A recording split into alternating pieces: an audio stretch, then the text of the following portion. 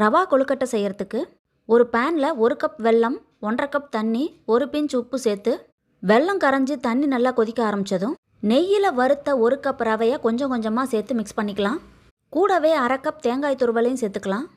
தண்ணி கொதித்ததுமே அடுப்பை லோ ஃப்ளேமில் வச்சுட்டு ரவையை சேர்த்துக்கோங்க. ரவை நல்லா வெந்து கெட்டியாகிற வரைக்குமே அடுப்பு லோ ஃப்ளேம்லேயே இருக்கட்டும். இந்த கொழுக்கட்டை செய்கிறது ரொம்பவே ஈஸி, ஆனால் டேஸ்ட் ரொம்ப நல்லாயிருக்கும். நினச்ச உடனே 10 நிமிஷத்தில் செஞ்சு முடிச்சிடலாம்.